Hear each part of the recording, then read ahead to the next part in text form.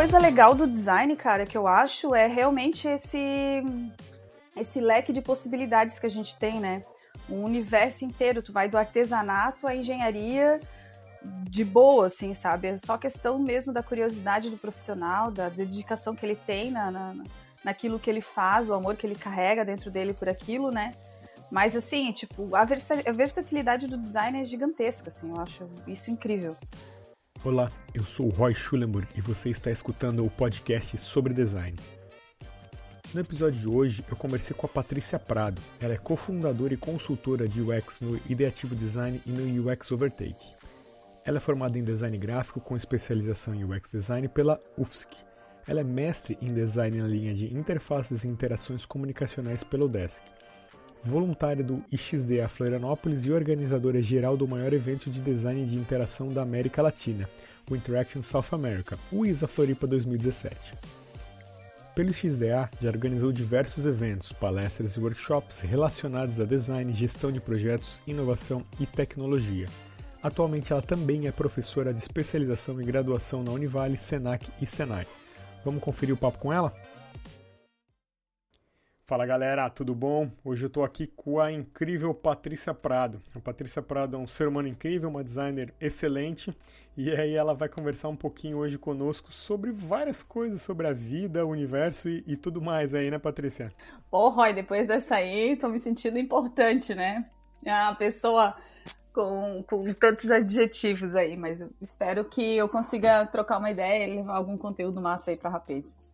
Vamos lá então, Patrícia. Patrícia, pô, você pode começar se apresentando aí para quem não te conhece, te conhecer um pouquinho mais, falar da sua formação, do seu percurso até você chegar onde você tá hoje em dia?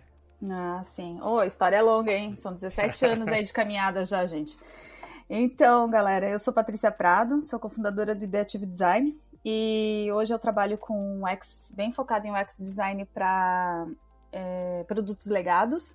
Então, aquele produto lá que está há 30 anos de mercado, que está precisando de uma nova abordagem, bem nesse mercado que a gente atua. Mas a minha história começou no design gráfico. Comecei mesmo a carreira dentro da fotografia, trabalhando em um laboratório fotográfico. Na época, ainda se revelavam fotos, né? Então, eram tudo analógico. Eu aprendi fotografia analógica também. Então, eu lembro que quando eu peguei uma máquina digital, eu não sabia nem o que fazer. Da diferença que era entre um e outro. Mas eu comecei num jornal, lá em Joinville. Então, eu também estudei na Univille. Então, quase me formei aí. Então, foram alguns anos aí trabalhando com o pessoal. Foi bem legal. Então, a porta de entrada realmente do design na minha vida foi a fotografia. Depois que eu descobri essa área criativa aí. Me apaixonei pela área e daí só as coisas andaram dentro desse círculo, né? Então, da fotografia eu parti para diagramação comercial, depois a diagramação editorial. E daí, nesse mesmo período, fui convidada para trabalhar na infografia do jornal, e daí aí que foi a abertura dos trabalhos, né, da parte digital. Porque como eu trabalhava com infografia, para ir trabalhar com infografia animada foi um pulo, assim. Então foram 13 anos dentro do grupo RBS, trabalhando também, mudando de área o tempo inteiro, né? Porque a pessoa não para quieta, tá sempre em movimento. Então comecei a trabalhar com infografia e fui convidada para vir para Floripa trabalhar na implantação do Diário.com. Na época eram depois do Clique RBS, ele era um dos canais de comunicação, que seria um dos maiores canais de comunicação do grupo aqui em Santa Catarina. Então, vim para cá para implantar a infografia, que a gente chamava na época infografia animada, no Diário.com. Então, assim, foi uma trajetória, assim, de, tipo, dessa transição entre o mundo offline e online foi bem difícil. Eu lembro que eu tinha uma briga feia com Flash na época, então foi bem difícil assim, a trabalhar com ele, porque não era só fazer a parte estética, eu tinha que entender um pouquinho de código. Então foi aí que eu comecei a trabalhar na parte digital mesmo, assim, pesado. Que daí eu fui fazer curso de Java, fui fazer curso de JavaScript, Daí, realmente, quando eu descobri JavaScript, mudou minha vida, porque eu não sei, até então eu não fiquei sofrendo com o Flash lá, mas Quem depois não que eu sofria com Flash, né, Patrícia? Meu Deus, cara, meu Deus, o que era aquilo? E depois do PageMaker, o Flash é o segundo programa que, meu Deus, quase morria. Mas quando eu comecei a trabalhar com JavaScript, meu mundo mudou completamente. Eu falei, nossa, cara, por que eu sofri tanto tempo com Flash, né? Porque na época também a RBS trabalhava, tinha uma equipe focada lá em Porto Alegre só na construção de interações no Flash, né? Então eu ficava muito na dependência da galera. Por isso que eu resolvi estudar um pouco de código. E isso me ajudou pra caramba depois, quando eu entrei realmente no universo do UX, porque eu tinha um contato e uma aproximação da galera da engenharia muito forte, porque eu entendia a linguagem deles e tal. Então foi bem bacana, assim, por necessidade, e depois veio os louros, né, dessa necessidade aí. Então foi bem bacana ter estudado. Pena que depois eu estudei CSS, HTML e tal, mas hoje em dia eu tô bem afastada do código, sinto falta, tenho vontade de estudar mais um pouco, mergulhar um pouquinho mais nesse contexto. Mas aí, em função do tempo, prioridades na vida, né? Então a gente acaba não dando certo. Quem sabe um dia eu vou conseguir escolher isso, né? Escolher, não quero fazer mais nada, eu vou estudar código agora. Eita, tem bastante... o mundo, né? A carreira vai te levando para uns lados, para outros lados, né, Patrícia? E vai aceitando isso e vai participando disso, né? Usando isso. Uma coisa legal do design, cara, que eu acho é realmente esse leque de possibilidades que a gente tem, né? Um universo inteiro, tu vai do artesanato à engenharia de boa, assim, sabe? É só questão mesmo da curiosidade do profissional, da dedicação que ele tem naquilo que ele faz, o amor que ele carrega dentro dele por aquilo, né? Mas, assim, tipo, a versatilidade do design é gigantesca, assim, eu acho isso incrível. Que legal, Patrícia. Tu falou uma coisa importante aí, um conceito da versatilidade. Como é que foi isso no teu desenvolvimento aí para a carreira, né? Porque você falou que codificou, você trabalhou com foto, com design editorial, aí com código, e agora está trabalhando com experiência do usuário. Uhum. Como é que isso tudo foi contribuindo, né, para você chegar onde você está agora? Essa pergunta, Roy, ela me traz uma visão que eu tenho do mercado, que é a galera que é mais nova, mais jovem, né? Quer entrar já voando, saca? E esses estágios de aprendizado que a gente tem, eles são muito importantes para o nosso amadurecimento, sabe? Então, eu fico, às vezes, pensando na trajetória, assim, comecei a pensar agora aqui nesse rolê todo, assim, e, cara, cada pontinho, cada aprendizagem, cada experiência nova que eu fui tendo foi muito importante para a construção do meu profissional hoje, sabe? Então, tem muita gente aí que a gente vê que quer pular etapas. Então, fico meio triste, assim, porque, pô, é tão legal, velho, tu ter aquela sofrência ali do aprendizado, sabe? que eu fico realmente triste, assim, de ver a galera querendo pular essas etapas. Mas, para mim, assim, o que consolidou, talvez, hoje, essa gama de conhecimentos aí, é realmente de eu ter trabalhado num jornal, porque o jornal é um ritmo meio frenético, assim, saca? Então, até hoje eu não consigo trabalhar se não tiver barulho, se não tiver som ligado, se não tiver TV ligada, tá ligado? Porque a rotina dentro do jornal é tipo telefone, jornal ligado o dia inteiro, rádio, galera entrando e saindo, aquela gritaria fodida, assim, tipo... Cara, é um ritmo muito maluco, assim. Então, até hoje, eu sou meio, assim, pilhada por causa dessas questões, eu acho, sei lá. Mas é muito difícil também se acostumar, né? Quem não tem um ritmo assim, acaba não se acostumando, sabe? Mas eu acho que por causa desse cenário, desse contexto, eu tive que acabar correndo atrás das coisas, né? E como como quando eu vim para Floripa, eu era a única que entendia um pouco dessa parte de tecnologia, né, de programas e tal, eu meio que me obriguei a correr atrás das coisas, entende? Então, como não tinha quem fizesse, eu falei, cara, vou atrás desse know-how. Aí comecei a fazer curso, comecei a conversar mais com a galera de Porto Alegre, para entender mais ou menos como que eles faziam, como que era o processo deles e tal, porque realmente não tinha processo, não tinha estrutura nenhuma, assim, porque a gente estava implantando um canal de comunicação, né, então, que era o Diário.com. Então foi tudo criado meio do nada, assim, né, então eu tenho muita pegada até tanto a minha primeira empresa, que foi a QG Digital, era voltada para marketing digital, justamente porque eu tinha esse contato muito próximo com a comunicação, né. Aí, então, quando a gente começou a implantar aqui dentro do Diário o canal online, a gente foi meio que descobrindo, desbravando, né?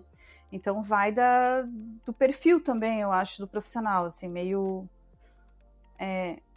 sei lá, fuçador, uma coisa assim, meio metido, assim, sabe? Pra ir construindo as coisas, porque senão tu ficar muito à mercê de outras pessoas, o teu trabalho não anda, né? Então, foi meio que na obrigação, assim, meio na necessidade mesmo. Acho que é isso, assim, tipo, essa versatilidade acho que vem desse contexto mesmo que a gente se insere.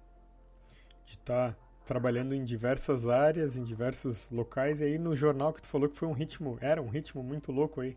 Eu imagino que ainda seja, assim, porque quando a gente trabalhava no offline, a gente tinha um horário de fechamento, que era às 10 da noite. 10 horas da noite, podia cair o mundo, a gente tinha que fechar o jornal, pelo menos a primeira edição. E no online já não, né? No online tu tem que fechar o tempo inteiro. Então imagina isso meio dobrado, assim, era mais frenético ainda, assim. Mas era legal, eu gostava pra caramba. Que bom, né? Eu gostava, eu era apaixonada. Eu vejo vários designers que têm isso, né, de estar o tempo inteiro se mexendo, produzindo, fazendo coisas e se sente vivo aí com isso.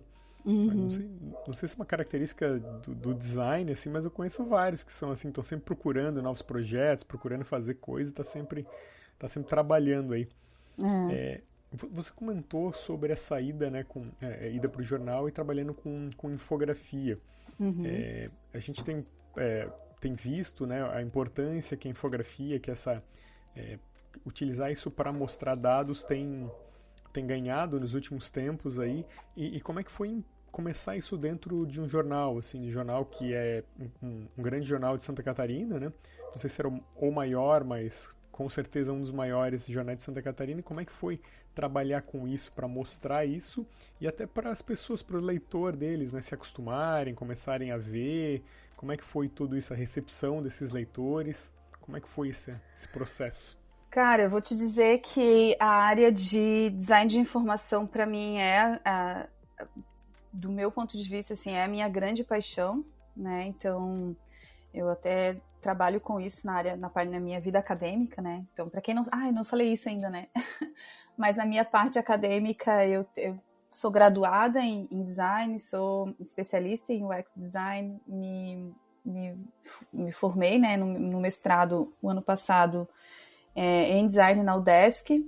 E, é muito legal, tá, gente? Deixa eu puxar um pouco do saco aqui do mestrado, que eu acho muito legal. Fazer mestrado é muito legal. Tem gente que corre do mestrado, mas é muito massa. Eu, pelo menos, adorei. Eu digo pro pessoal que eu saí do mestrado mais profissional cientificamente. Olha só, que loucura. Mas é porque a gente realmente vai replicando metodologias e no mestrado eu consegui associar a estatística no meu trabalho. Então, eu digo que eu saí mais profissional da academia, assim, tipo, mercado e academia, a gente sabe que tem aquele ranço, né? Mas eu digo que eu saí mais profissional desse contexto, então acho muito massa. E agora eu tô fazendo linguística, fazendo umas disciplinas na linguística e que pretendo seguir meu doutorado aí nessa linha. Que legal.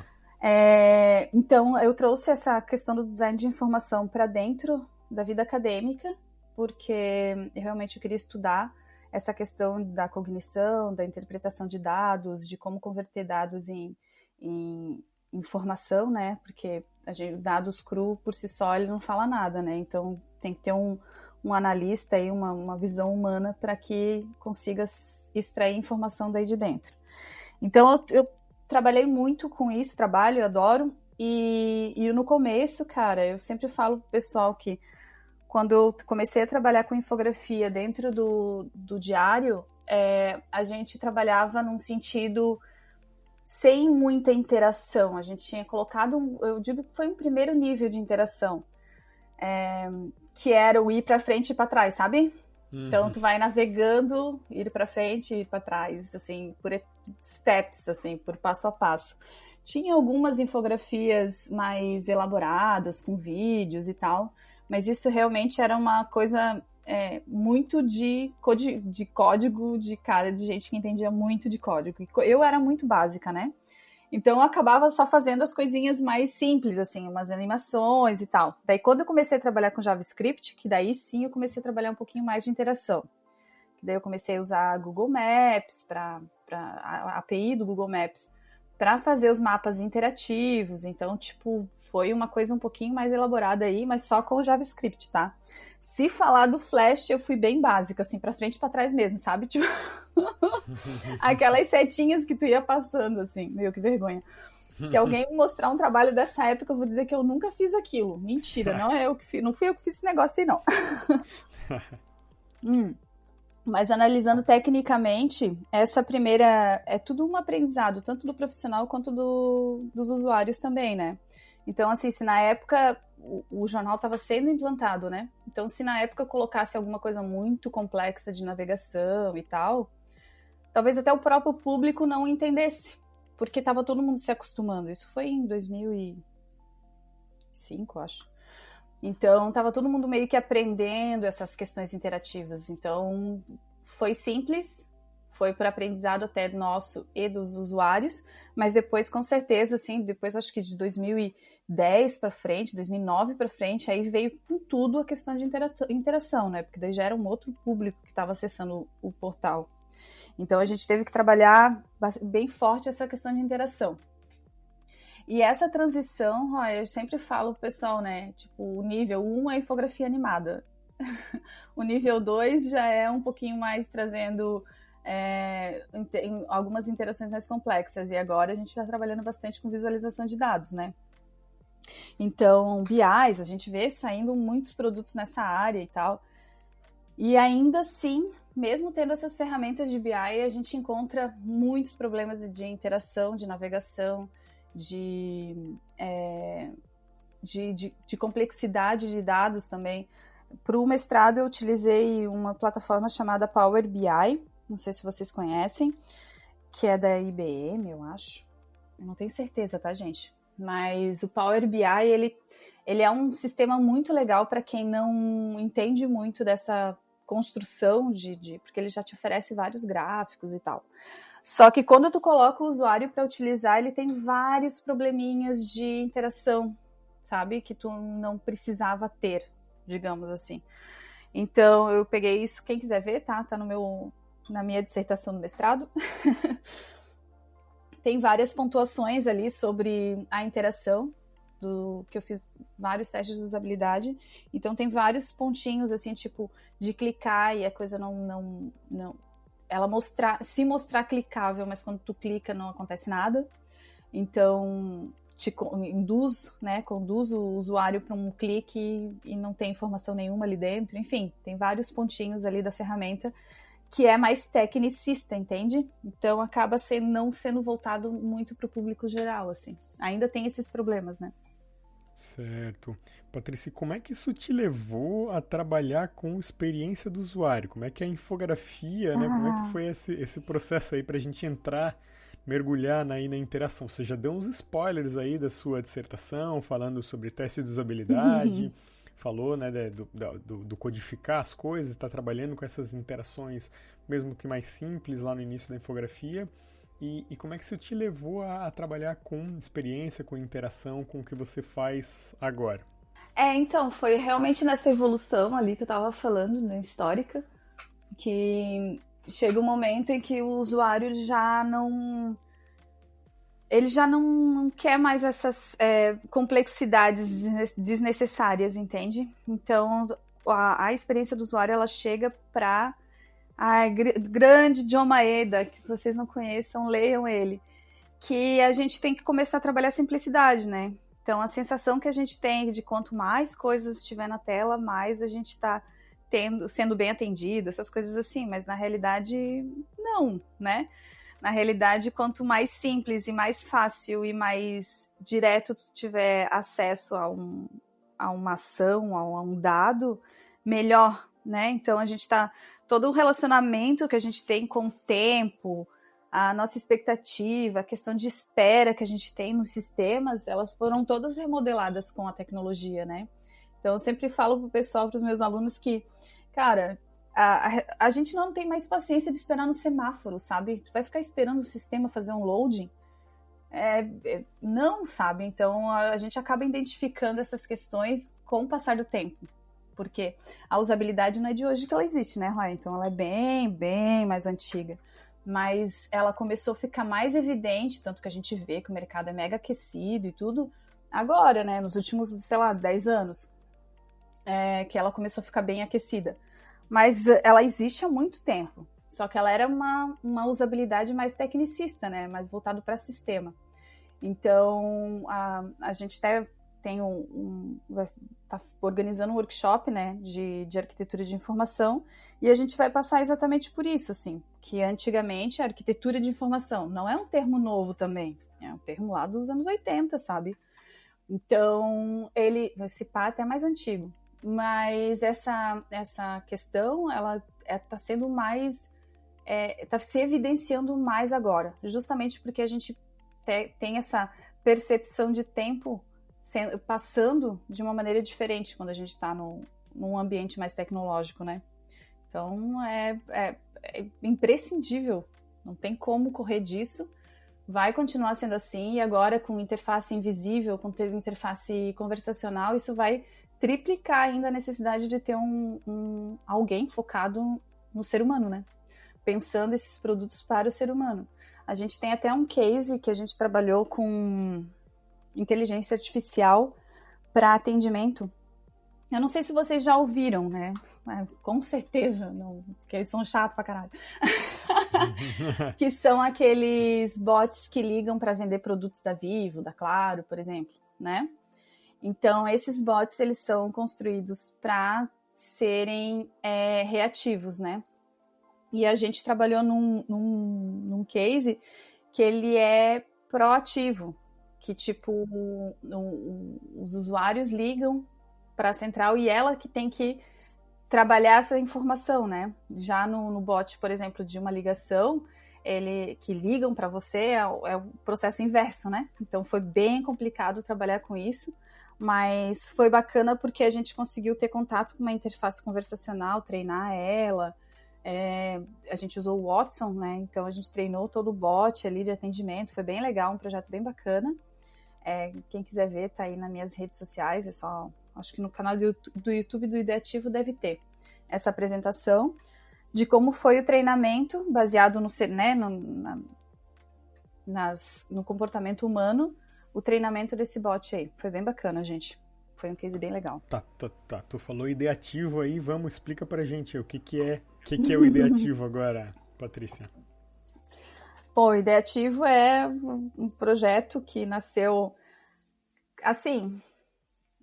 como que eu posso dizer pra vocês? Ele nasceu dentro da especialização. Eu e a minha sócia, a gente fez especialização juntas e a gente começou a pegar freela e a gente tinha uma afinidade muito, muito bacana de trampo, assim. E com o tempo, o freela começou a engolir todo o resto do dia, assim, né? Então, tipo, em algum momento a gente teve que decidir por efetivamente ficar alguém 100%. E eu topei, eu sou meia, né, como eu falei pra vocês já lá no começo, sou uma pessoa meio hiperativa, assim.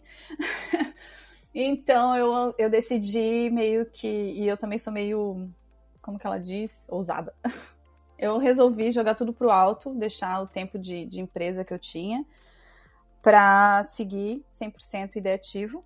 Obviamente que em alguns momentos eu tive que voltar pro mercado, enfim, assim, porque empreender não é um troço fácil, assim, é uma coisa mega difícil. Então, a gente, quando sai da faculdade, apesar de a gente ter disciplinas que falam sobre marketing, administração, contabilidade, enfim, a gente tem algumas disciplinas sobre isso, mas eu vou falar pra vocês que, na realidade, quando tive essas aulas, foi assim, tipo, mais uma disciplina, entendeu?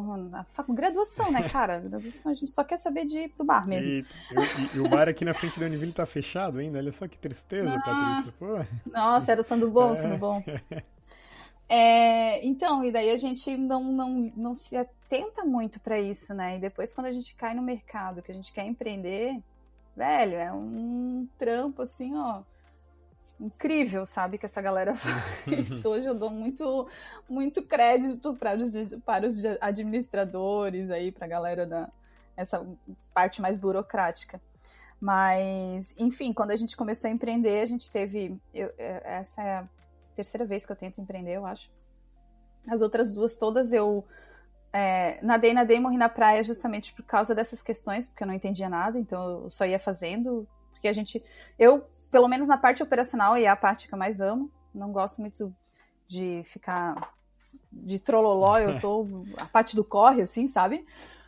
Então, quando eu abri as outras empresas, eu sabia muito bem fazer o operacional, elas mandavam muito bem nisso, só que essa parte de administrativa, fisco, contabilidade, negociação, fazer contrato, caralho, velho, isso é coisa chata. E eu não gostei, cara, e assim, tipo, toma um tempo que assim, ó, é incrível, sabe? É incrível esse rolê, assim. Mas, e então eu não sabia, eu era meio crua também, muito jovem. Aí, quando eu conheci a Ana na especialização, a Ana já tem mais uma pegada mais... ela é mais pragmática, ela é mais organizada, ela é mais centrada, assim, tipo, conhece um pouquinho melhor esses trâmites aí. Então, uma dica que eu já dou pra galera é que quando vocês forem empreender, se forem um dia, se tiverem esse desejo, não foquem só no que vocês gostam, né? Que é o tipo operacional do design, que eu adoro fazer user flow, fazer jornada, fazer wireframe, deixar as telas bonitinhas, né? Trabalhar o UI, essas questões assim, eu adoro. Só que tem um backstage aí tenso que é realmente trabalhar com cliente, negociação, conversar com pessoas, administrar, pagar a conta, fechar mês, mandar para contabilidade, documentação, contrato, assinatura, essas coisas todas assim que tipo tomam um tempo muito forte. Então, quando vocês forem pensar nisso, tentem conciliar perfis complementares, assim. Isso ajuda pra caramba, porque tu pode focar naquilo que tu gosta e deixar que a outra pessoa, que é um perfil complementar, trabalhe com as questões que ela tenha mais afinidade, né? Então, é um conselho que eu dou, que eu deixo, que isso é bem importante, né? Porque fazer tudo sozinho é bem difícil. Dá, mas é bem difícil. E também essa questão do ideativo, assim, nasceu de mim, da Ana, dentro da especialização. Já era a terceira vez que eu estava empreendendo. E aí, com o tempo, eu acabei ficando 100% ideativa. Ela ainda ficou meio que lá e cá. E hoje em dia ainda ela tem dúvidas, né? Se ela quer empreender mesmo e tal. Mas eu tô 100% ideativo, curto pra caramba. A gente já tem uma equipe formada nisso. A gente trabalha bastante com sistemas legados. Então, como eu falei para vocês lá no começo do papo, são sistemas antigos que precisam de uma nova abordagem. E uma das coisas que a gente tem aqui como filosofia é respeitar muito essa história dessa galera que construiu sistemas, né? Então, a gente já viu, eu pelo menos, né, trabalhei em algumas empresas que eu já vi pessoas entrando na empresa já falando mal do sistema, sabe? Tipo, porque realmente sistemas são caras de, sei lá, Windows 97, assim, tipo, né? Então, eu tenho essa visão de respeitar muito, porque, poxa, se o sistema tá aí há 30 anos, cara, alguma coisa foda ele sabe fazer, entendeu? Então, a partir dessa premissa aqui, que a gente já é uma filosofia que a gente tem, assim, de respeitar muito esses sistemas, O que a gente faz não é olhar com esse olhar de estético, feio, bonito, funciona, não funciona, sabe? Então, a gente olha com um olhar sem muito esse filtro, assim. Por quê? Porque a gente tenta identificar quais são as potencialidades desse sistema e retirar as coisas que são desnecessárias, assim, né? Por exemplo, a gente trabalhou num sistema jurídico que obrigava o usuário a assinalar um checkbox, por exemplo, né? Sempre ele tinha que assinalar aquilo ali.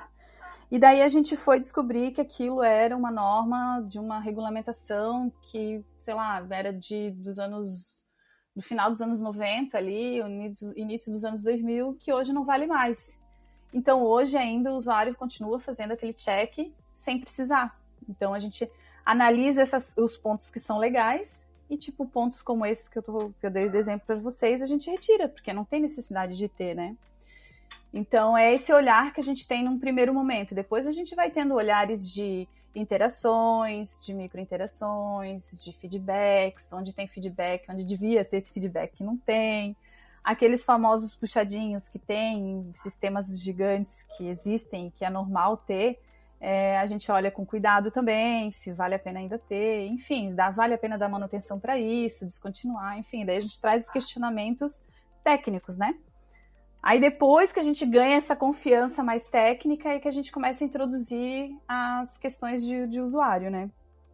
Que é como o usuário trabalha com o sistema. Daí a gente faz entrevista com o usuário, enfim, daí tem um processo aí de UX que a gente aplica. Mas foi assim que nasceu o Ideativo e é assim que a gente está trabalhando hoje. Que legal, Patrícia. Realmente é uma característica, né? Para empreender precisa de algumas qualidades e eu acho que é uma coisa aí, uma opinião minha, uma coisa que é bem de perfil mesmo, né? Tem pessoas que têm esse perfil, tem pessoas que não têm tanto esse perfil, né? Mas o empreender em fazer a sua empresa, né? Ter o intraempreendedorismo, que é empreender dentro das corporações que já estão, que já está inserido, né?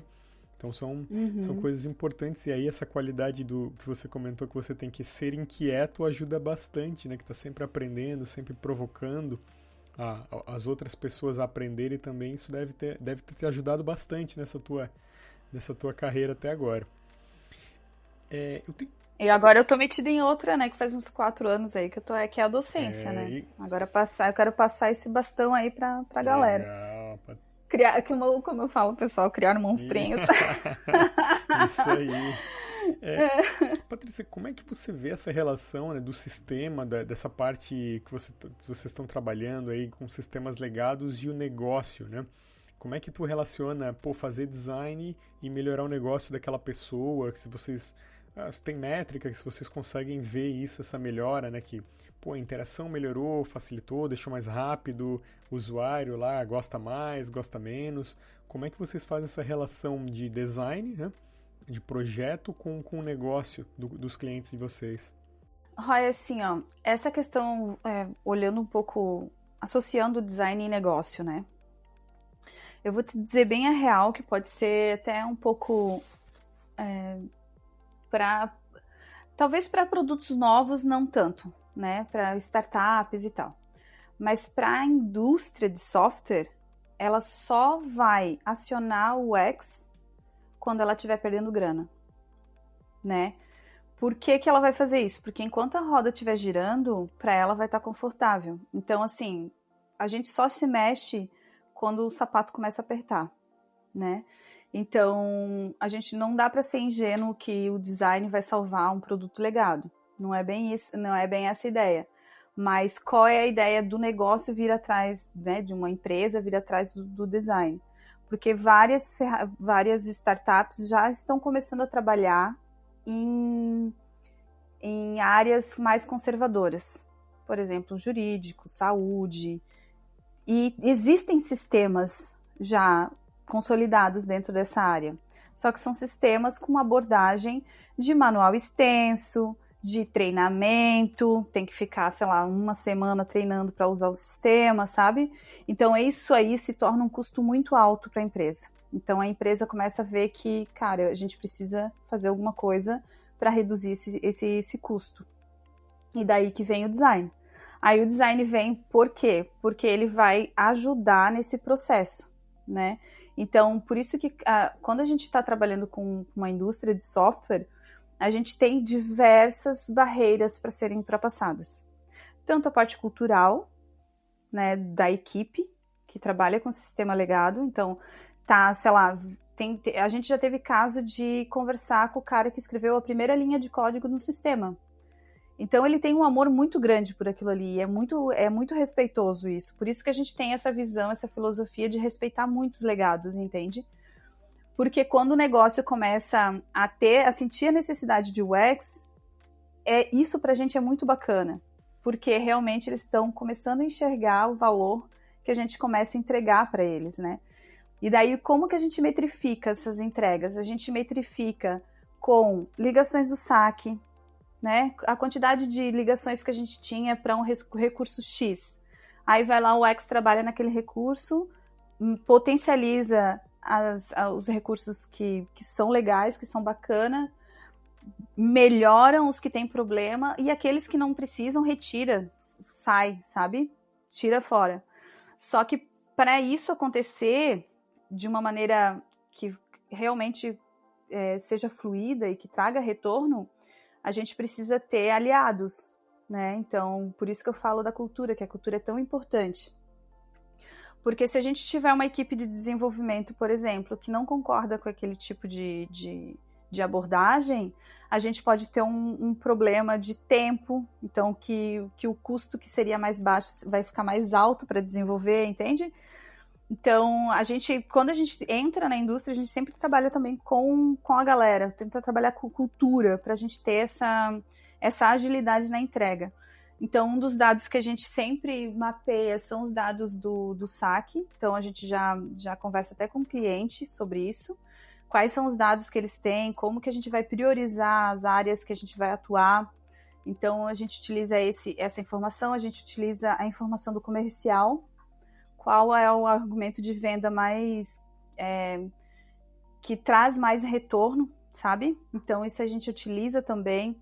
A gente conversa com os clientes que têm mais problemas. Então, assim, a gente consegue identificar através dos dados, né?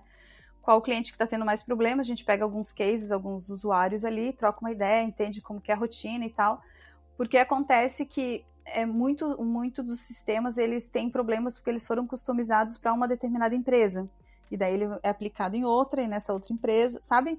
Então, é tudo uma cadeia aí que a gente tem que explorar e estudar antes de começar a trabalhar efetivamente no sistema. Então, por isso que a gente chama essa parte, pelo menos aqui, existem outras metodologias, outras formas, tá, de pesquisa, mas pra gente aqui essa parte é a parte de UX Research, que daí a gente entende o negócio, como o negócio funciona, como ele se vende. Tem alguns sistemas que estão migrando da licença para o SaaS, por exemplo, né? Tem algumas empresas que ainda querem manter licença. Como que a gente trabalha esse formato para entregar uma coisa mais assertiva para esse modelo de negócio? Então, a gente trabalha de diversas frentes. Então, a gente olha para o comercial, olha para o formato como eles trabalham, olha para a engenharia, conversa com as pessoas, faz workshop, faz imersão, entende a linguagem de código que eles estão usando, para a gente tentar aproximar, porque a nossa produção só vai sair se a engenharia estiver junto, sabe? Porque é o código. Então, a gente precisa deles para perto, trazer para perto. Então, a gente trabalha muito, muito nessa frente, entende? Às vezes, a gente estuda framework, sabe, Roy? A gente abre o framework ali, estuda, vê quais são os componentes existentes que a gente pode trabalhar para minimizar o impacto lá na engenharia. Daí, depois disso, a gente olha também para o usuário, mergulha no usuário e vê quais são as dificuldades, quais são os pontos mais complicados para eles, que a gente chama dos pain points lá da jornada. Então, a gente identifica isso e daí sim senta, cruza esses dados e monta uma estratégia de atuação, sabe? Então, é mais ou menos esse processo que a gente... E parece longo, tá, gente? Assim, é meio assustador ficar falando a quantidade de coisas que a gente vê, mas tudo isso também é um aprendizado, entendeu? Então, tipo, 1 mês e meio de mergulho, a gente já tem caldo, né, para trabalhar. Não quer dizer que a gente saiba tudo, nem nunca vai saber. Imagina, 30 anos de experiência para alguém que está 1 mês e meio estudando ferramenta, né? Meio bizarro. mas a gente consegue ter caldo para começar os trabalhos, sabe? Então, depois disso que a gente monta a estratégia de atuação e tal, para começar a trabalhar com o sistema. Ufa! Pera, tô até suado aqui, Patrícia, tanto agora como é que foi toda essa jornada, é uma correria. Aquelas, quem é da área, assim, quem conhece um pouco, já deve ter visto aquelas as 3 bolinhas, né? Tecnologia, negócios e pessoas. Então, a gente trabalha realmente bem com essa tríade aí. De bolinha, de bolinha. É isso que eu ia te perguntar agora, eu ia quase desenhar com a mão aí, que é esse diagrama, né, que é um diagrama bastante interessante, porque, lógico, né, o design é centrado no ser humano, mas as empresas também são feitas de seres humanos. Exatamente. Né? Então, o negócio é feito de ser humano. Né? Então, entender negócio, entender de tecnologia. Você comentou uma coisa que eu acho super importante para o designer. Eu não sei se ele precisa saber codificar, sabe? Não. Mas entender isso, entender um pouco de lógica, poder sentar do lado, né, de quem está codificando e, pô, é assim, é assado, pelo menos estabelecer um diálogo, isso é muito importante mesmo. Né? O grande lance dessa... Não é necessário saber codificar, mas tu tem que entender a linguagem deles, porque eu já vi briga, treta feia em mesa de reunião, de designer tá falando de uma metodologia e a engenharia tá falando de uma metodologia, a mesma metodologia, saca? Só que com formato, linguagem diferente. Deixa eu falar um exemplo aqui, ó. A arquitetura de informação é um exemplo. Para nós, designers, a arquitetura de informação ela é focada em como o usuário vai interagir com a ferramenta. Dentro da engenharia, a arquitetura de informação, o pensamento deles é como um componente vai se relacionar com o outro, como que eu vou construir a infraestrutura desse sistema, quais são a lógica do banco de dados, como que eu vou acessar essas informações, entende? Não é acessar, porque quem acessa é o usuário, mas como eu vou requisitar, né, que é o request que eles falam, essa informação. Então, assim, a gente está falando da mesma coisa, só que com aplicações diferentes. Então, eu já vi briga feia por causa de uma bobagem dessa, entendeu? Já vi, assim, ó, tipo, de realmente a galera sair quase no tapa da reunião por causa de uma bobagem de linguagem. Simplesmente assim. Então, assim, não há necessidade de saber codificar. Mas, pô, sentar do lado do engenheiro e falar, cara, me explica isso aqui, né? Como que isso funciona? Quando a gente estava trabalhando com esse lance da interface conversacional ali que eu tava falando para vocês, cara, a gente sentou do lado do cientista de dados e falou, velho, como é que funciona esse troço? O que é linguagem... Que bruxaria é essa, O que é linguagem natural? Como que funciona mesmo a inteligência artificial? O cara fazia desenho, explicava as coisas. Velho, cada um no seu quadrado, né? Se eu não tenho esse conhecimento, eu sento do lado dele, pô, me explica aí, me conta aí, que eu te conto aqui como funciona, sabe? Então, assim, é uma troca. Então, se tu tá aberto pra conhecer o outro... empatia, gente, sério. A gente fala tanto disso, né? E esse é um processo empático, entende? O cara domina, ele sabe da área dele. Eu quero, para conseguir projetar, eu preciso entender esse cenário para não fazer coisas mirabolantes, que também acontece no design, né? O designer não entende a área de engenharia, não entende a área do código ali. Vai lá, monta uma tela mega blaster, né? Motherfucker lá, bonitona, com várias coisas interessantes, bonita. Faz sentido, o usuário curte, mas, porra, para desenvolver demora 3 meses. Entende? Então, assim, tem que ter esse processinho, porque eu sempre falo, né, são pessoas construindo coisas para as pessoas, né? Então, vamos conversar, né? Tipo, vai demorar 3 meses, o que dá pra gente fazer para minimizar esse custo? Isso é negócio, gente, isso é visão de negócio também, entende? Então, a gente pode ter uma abordagem um pouquinho diferente. Não, sabe? É uma negociação. Então, vale muito sentar com a galera da engenharia e entender um pouco o cenário deles. Eles também sofrem, coitados. E no final tá todo mundo com o mesmo objetivo, exatamente, né? Não é ninguém. Ninguém quer, vou sacanear o pessoal do design, vou ferrar eles. Não é, né? Todo mundo tá com o mesmo objetivo, né? Cara, mas assim, ó, o designer também tem um probleminha, que é o ego, né? Um só? É o probleminha. Só? Não, mas esse eu acho que é o que mais pega pra capar, que é o ego, né? Aí, teve uma vez que eu escutei uma menina, ela era estagiária. Ela falou assim, não, a gente quer desenhar, quer criar o design system pra gente conseguir padronizar e poder mandar nos desenvolvedores. Deu, oi? Tipo, não, amiga, vem cá, senta aqui do meu lado e deixa eu te contar uma história, sabe? Porque, velho, não é assim que funciona. Pelo amor de Deus, sabe? É todo mundo trabalhando junto. Não tem essa. Os ganhos, né, de aplicar o design system, né, de desenvolver isso dentro da empresa, não é mandar no outro, né? Todo é ganho de tempo, é escala, é propósito, sabe?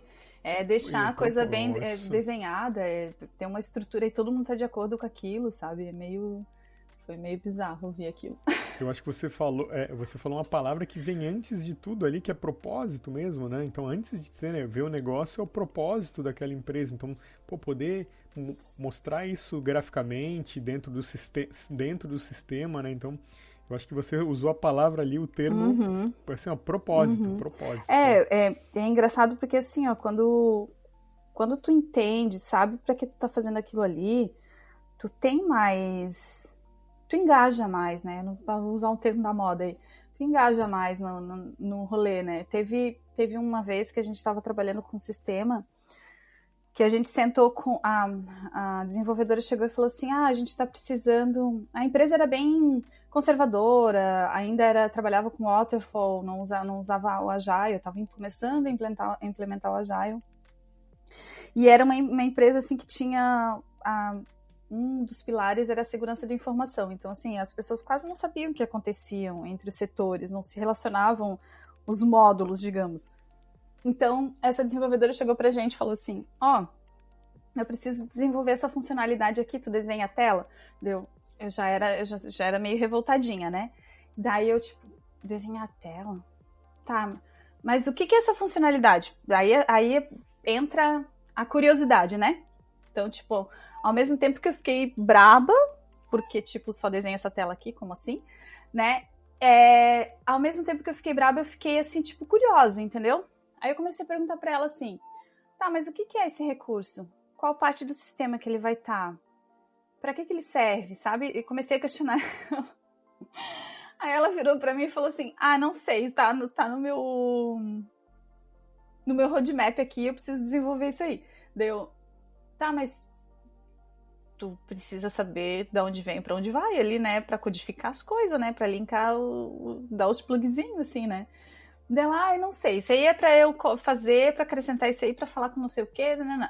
Daí eu, tá, mas isso aqui eu acho que já tem naquela parte do sistema. Daí eu comecei a conversar com ela pra tentar entender o porquê de fazer aquela funcionalidade. Cara, ela não sabia. Resumindo a história, só pra vocês entenderem. Ela não sabia, eu tive que falar com o PO. O PO também não sabia que tinha vindo do PM. Aí sim, aí eu consegui falar com o PM e entender o que era aquela funcionalidade. E era uma coisa assim, mega simples, sabe? Só que o que me chamou a atenção não era nem o fazer, porque, podia fazer ali e tá tudo certo. Mas era entender como a cadeia de informação estava funcionando dentro da empresa, entendeu? Então, top-down total, né? O PM identificou alguma coisa na parte, certo, negociação comercial, o cliente pagava bem, obviamente, e daí foi encadeando. Só que lá na ponta as pessoas não sabiam por que estavam fazendo aquilo, entende? Então, essa questão do propósito pega, porque a pessoa vem assim, é só mais uma atividade, entendeu? Eu só tô lendo mais um e-mail, assim. Não, tem que entender o que tu tá fazendo, até para tu fazer melhor, né? Então, aí essa historinha é só para entender como questionar, não questionar no sentido de colocar a pessoa na parede, entendeu? Mas assim, de querer entender como que aquilo ali tá funcionando, como que aquilo ali vai funcionar, para quem que aquilo ali vai funcionar, quem que utiliza, sabe? Por que ela tá ali, enfim, entender o que tu tá fazendo. E isso tem muita ligação com o propósito. Porque a partir do momento que tu só faz, é uma linha de produção, tu não entende aquilo que tu tá fazendo, é bem complicadinho. Estamos no momento dos questionamentos, né? É bom que a gente questionar também. É verdade. Ser curioso, ser curiosa, né, Patrícia? Então, buscar informação, entender o contexto de uso daquilo é super importante também para aquele uso ser, o que for desenvolvido ser mais eficiente, mais eficaz, né? Então, precisa Uhum, entender contexto. uhum. Patrícia, você usou uma palavra ali mirabolante Ai, e meu Deus. me linkou com outra iniciativa que ela é relacionada com interação, mas ela é relacionada com outra coisa que foi o Mirabolante Interaction South America em Ah, Florianópolis. meu Deus, você vai falar sobre isso? Ai, que amor. Vamos falar sobre isso porque eu infelizmente não pude estar presente nesse evento, não pude participar, mas todo o feedback que eu tive foi de mirabolante pra cima, né? Então foi o mais normal foi mirabolante. Então imagina todo o resto, né, do pessoal que participou e esse feedback, o que eu fiquei extremamente chateado, né? Porque eu não participei. Se eu tivesse estado lá, ia ser bem divertido, né? Falar que foi animal, foi legal. Não de repente não é tão design assim, mas como é que foi organizar esse evento, né? Aí em Florianópolis. Cara, esse aí eu vou dizer que foi até agora é o maior projeto que eu já fiz na vida, assim, porque foi incrível. E a gente é engraçado porque assim dos outros, só explicar pra galera. O Interaction South America, ele é um evento organizado pelo XDA, que é o Interaction Design Association. É uma organização global em que as pessoas se reúnem, todo mundo é voluntário, então as pessoas se reúnem em grupos nas suas cidades, que a gente chama de capítulos, né? Líderes locais e tal. E essas pessoas que fomentam esse evento. Então, é tudo voluntariado, assim. E aqui em Floripa a gente tinha um capítulo, a gente tem, né? Continua tendo um capítulo, é mega aquecido também, se vocês quiserem conhecer, em Joinville acho que também tem. Esses capítulos, eles fomentam, fazem encontros de discussão, enfim, o objetivo é consolidar e discutir bastante, evoluir a área de design de interação.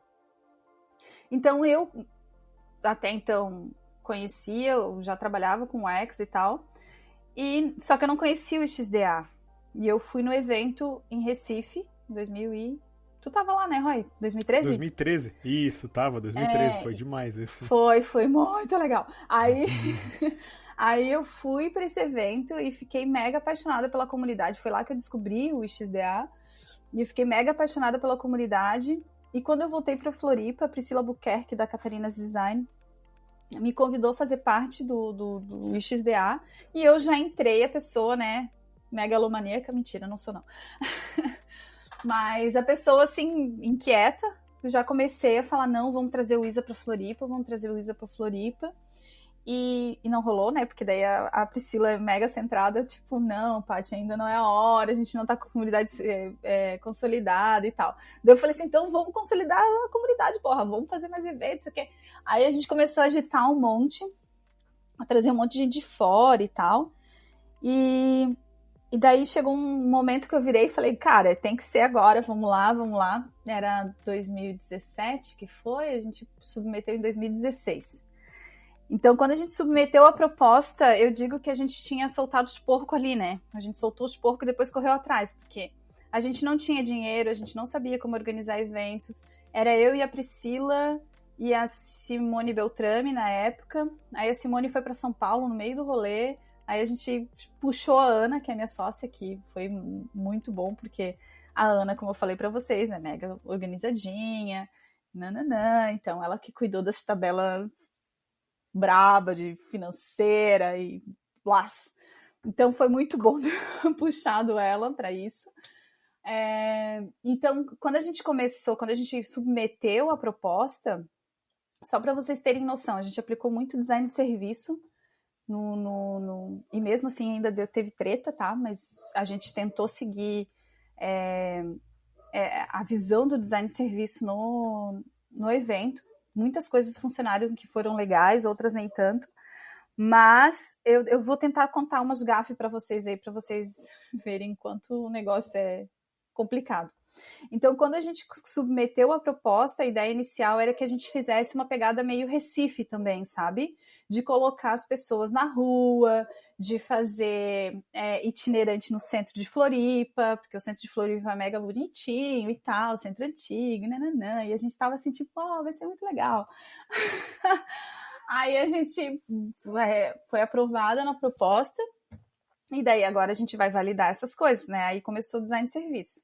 Aí a gente tirou um dia mega quente, assim, de sol forte, e falou assim, vamos dar um rolê no centro, no meio da tarde, para ver como que se dá aí o processo. Gente do céu. Um calor. A gente tinha elencado, acho que 6 lugares para as pessoas ficarem transitando ali no centro. Mas foi um calor que a gente conversou, meu Deus. E depois, acessibilidade nenhuma. Porque ali é um centro antigo, então calçada alta, rua de pedra. Então a gente olhou e falou, cara, não é acessível, não. E assim, a gente sonhando, achando que ia ser muito massa, uau! E daí, de repente, a gente começou... Aí tinha lugares que a gente tinha visto um museu, né, que é o museu da escola aqui no centro. Não lembro se é museu ou escola mesmo. Mas aí a gente não tinha ar-condicionado no lugar, porque não podia, porque o prédio era antigo, não podia fazer reforma e não tinha ar-condicionado. Daí a gente falou, cara, não vai rolar. Aí foi a primeira decepção da vida, assim, né? Sabe aquela ideia de empreendedor, quando tu, tipo, acha que a tua ideia é fantástica, linda, maravilhosa, e depois tu vai lá e vê que, não é tão legal. Aí a gente começou a precisar de produtora, né? Porque a gente não tinha dinheiro para nada. Então a gente precisava fomentar coisas para levantar dinheiro para movimentar o evento. A produtora foi uma, assim, que eu lembro que quando eu entrei, eu já falei para as meninas assim, cara, a gente vai precisar de uma produtora. Porque a gente é acostumada a fazer evento para 20, 30 pessoas, né? E mais próximo do ISA, a gente estava com quase 100 pessoas nos eventos, assim. Então, foi bem um crescimento, assim, muito alto e a gente teve que aprender com isso, né? Aí a gente correu, vou fazer um jabá básico, porque a produtora foi muito foda com a gente, eles entendiam mega a nossa realidade, tipo, a gente trabalhava o dia inteiro e fazia as coisas do ISA de madrugada. Então, eles respondiam a gente de madrugada, para vocês terem noção, assim. Então, por isso que eu vou fazer jabá deles, tá? Que é a Lush Eventos. Então, eles foram mega parceiros, assim. Então, tipo, as reuniões que as primeiras reuniões, assim, gente, era uma coisa, assim, bizarra. A gente conversava com eles, a primeira reunião que a gente teve, eu acho que foi com eles, ou foi com outros produtores, eu não lembro agora, mas, assim, o mico, né? Primeiro mico. A gente sentou para conversar, daí a pessoa falou assim, tá, e quais os horários que vocês querem que os staffs se alimentem, né? Tipo, aí a gente, staff? Como assim? Alimentação? Eles comem? Aí eles comem, eles tomam água, né? Tipo, o evento tem que ter água. Aí nós... então, a gente não pensou sobre isso. Aí outra questão também que a gente queria muito fazer era um luau na praia. Uma das festas que a gente queria, que era o encerramento, a gente queria fazer um luau na praia. E daí a gente, naquela ingenuidade, né? A gente vai ali, faz uma fogueirinha e tá ótimo. Aí a produtora, vocês sabem que precisa de licença, bombeiro, precisa do SAMU, né? Contratar essas pessoas, ter que ter gente servindo, né? Comida e bebidas. Aí nós tudo, precisa de tudo isso, A gente não tinha noção nenhuma, Roy, foi uma vergonheira. Mas, enfim, aí a gente superado esses micos à parte aí, a gente conseguiu fazer um evento bem bacana. Quando a gente fechou o local efetivamente, assim, foi bacana porque daí a gente conseguiu levar quem estava próximo na época para ver o lugar, para mapear as entradas, as saídas, onde eram os banheiros, para todo mundo ficar alinhadinho do discurso que a gente teria quando alguém tivesse alguma dúvida e tal, onde estavam os totens de carregar celular, enfim. E daí a gente fez um dos mapeamentos que a gente tinha, que os pontos críticos era o credenciamento. Então, mapeando os eventos anteriores, a gente sabia que mais ou menos vinha 30% da galera pro evento no primeiro dia, que o primeiro dia geralmente é da comunidade, então a gente abre esse espaço para a comunidade. Então, no primeiro dia, a gente tinha mapeado 30%, só que assim, esse é um detalhe bem importante, a gente tinha planejado o evento para no máximo 700 pessoas. E vieram, e a gente, tipo, conseguiu colocar para dentro 1.500 pessoas, então o dobro. Eu ia falar mais que dobrou de mais 700 que dobrou, mais que dobrou. E daí, assim, como a gente tinha espaço, a gente foi, tipo, adaptando. Só que, cara, tudo, quando aumenta tudo. A gente não sabe, tipo, não pensava nisso, né? A gente foi pensar nisso na hora do rolê. Aumentou pessoas, aumenta comida, aumenta de brinde, aumenta espaço, aumenta tudo. Então, como que a gente foi articulando sobre isso? E daí, esse é o primeiro ponto do credenciamento. Então, quando a gente abriu o credenciamento, a gente tinha planejado um loungezinho na frente, para que as pessoas que chegassem pudessem tomar um café, curtir um sonzinho, dar uma relaxada antes de começar o evento. Projetado para mais ou menos 30%. Cara, não veio quase todo mundo no primeiro dia. E o pior, eu acho que tava todo mundo tão afim do evento que no horário, velho, saca? A gente não cumpre horário no dia a dia, saca? Tipo, veio muita gente no primeiro dia. A gente tem fotos do Centro Eventos, assim, que a gente fez lá em Canasvieiras, aqui em Floripa. Um mar de gente na frente do evento, sabe? E as pessoas meio que a gente tinha comprado um megafone pra ir dando recados aleatórios, assim, pra galera.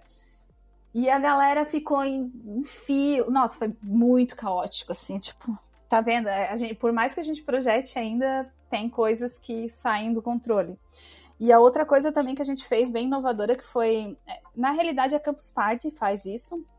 E a gente trouxe essa ideia para dentro do evento, que são as palestras silenciosas. Como no primeiro dia, a gente teria quase 300 palestras, eu acho. Eu não lembro se foi o total, se foi o que a gente aprovou.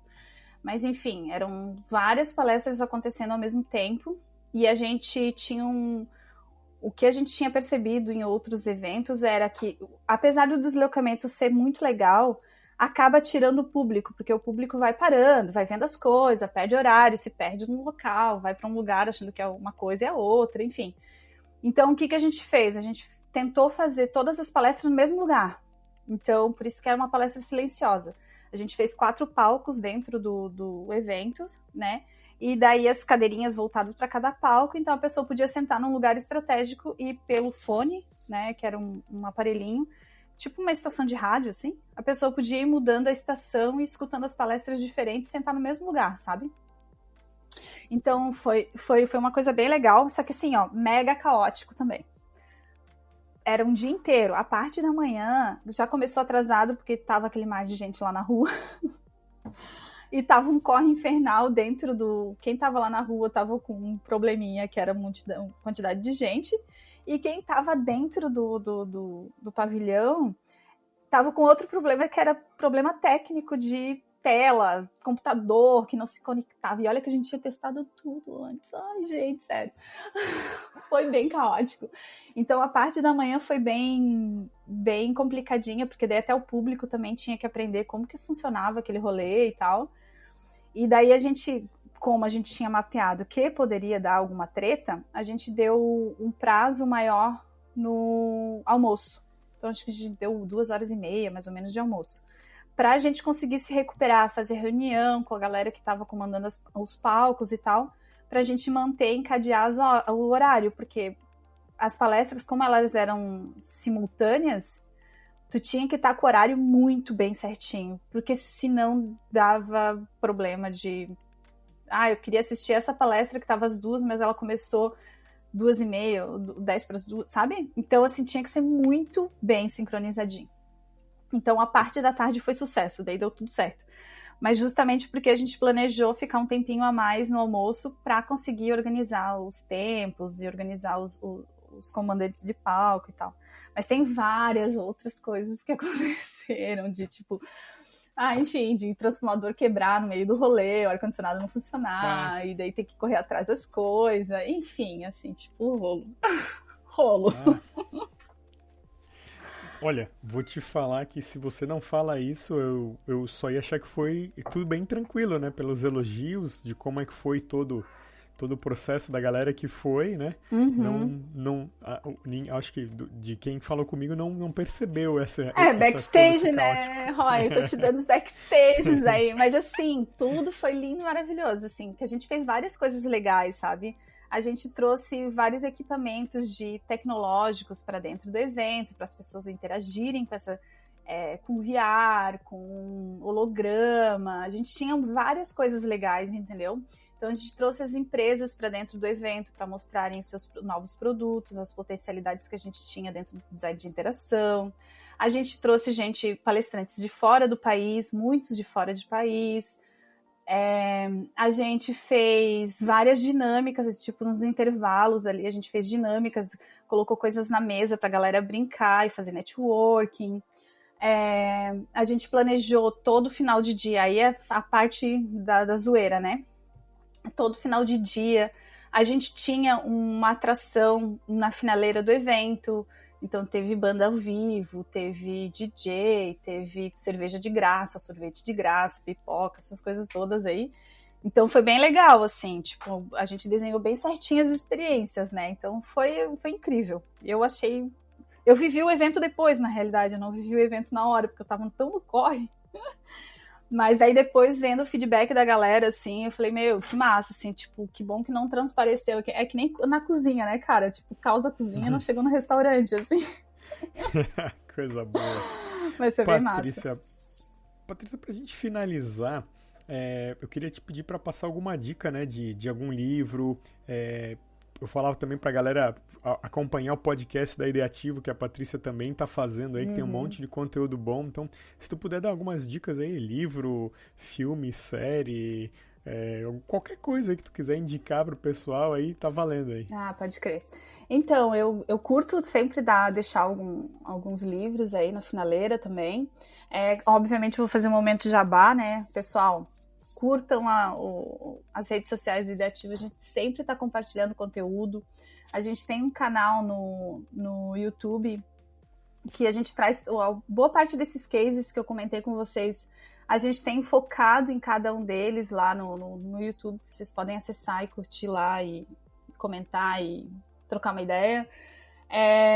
A gente também tem um canal no Medium, para quem curte também design. A gente não fala só sobre design, só a experiência do usuário. A gente traz questões culturais do design, a gente traz negócios. Então, assim, deem uma olhadinha lá e vamos continuar essa conversa. E umas dicas de livros, né? Eu tô lendo, eu tô quase finalizando, o Como a Música Ficou Grátis. Então, conta toda a história da descoberta do MP3, de como foi dentro da academia isso, e como a indústria fonográfica estava trabalhando na época e como essas duas coisas se cruzam, sabe?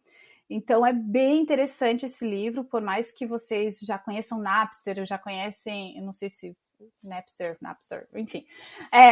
Não sei se imagino que vocês já conheçam a história e tal, da queda da música, da indústria da música. Mas, velho, tem cada coisa massa no livro que eu super recomendo, como a música ficou grátis. É mega massa, assim, de tu ver a união da academia com o mercado, sabe? Então, é muito foda. Outro livro que eu acho muito bacana é A Empresa Conectada, do Dave... Ai, meu Deus, não tá aqui perto. Mas é o mesmo cara que escreveu Game Storming. Então, o cara traz vários cases também diferentes daqueles comuns da Kodak, que a gente sabe e tal. Ele traz outros cases já mais atualizados, que é bem legal. Ele fala da Amazon, ter esse modelo agora novo e tal, enfim. Prime, streaming, essas coisas. É bem legal, vale a pena. Eu também gosto muito do livro obviamente, do Tim Brown, que é do Design Thinking, só que eu acho ele um pouco marqueteiro. Concordo, tô contigo aí. Ele é um pouco marqueteiro, mas ele te dá uma visão do pensamento. Eu gosto mais do começo do livro do que do final, tá? Eu gosto mais do começo, que é quando ele fala sobre o pensamento disruptivo, sobre cultura, sobre navegar nesse universo de pensar com outro ponto de vista, de tentar ver o problema com outro ponto de vista, de resolução de problemas, enfim. Eu gosto mais dessa parte. Quando ele começa a falar que foi entregar um projeto para um cliente com uma Mercedes, com não sei o que, eu falei, ai, gente, tá, menos jabá, menos vida real, assim, sabe? Nós, assim. Eu achei meio bizarro. Aí, essa parte mais do fundo eu acho esquisito, mas esse começo é bem legal para vocês entenderem um pouquinho sobre como que é esse pensamento disruptivo, aí eu acho bem bacana. E tem vários TED Talks aí que falam sobre o universo do UX também. Vão lá dar uma olhadinha nos canais ideativos, lá tem bastante conteúdo sobre isso. E eu acho que é isso, assim, gente. Tô aí, né, pra conversar mais com vocês, se vocês estiverem afim, é só acessar lá nos nossos canais ou mandar e-mail, enfim. Patrícia, muito, muito, muito obrigado mesmo aí por essa troca. Aprendi um monte de coisa com você hoje, então é super importante nessa conversa, essa troca. Espero que a galera que está escutando também tenha aprendido e não deixe, né, de acompanhar a Patrícia, o Ideativo, nas redes sociais, que também compartilha várias coisas aí da Ideativo em sala de aula também, que ajuda demais, que tem um conteúdo muito bom. É isso. Tá legal, Patrícia. Brigadão, até mais. Valeu, Roy. Até mais. Tchau, tchau. Tchau.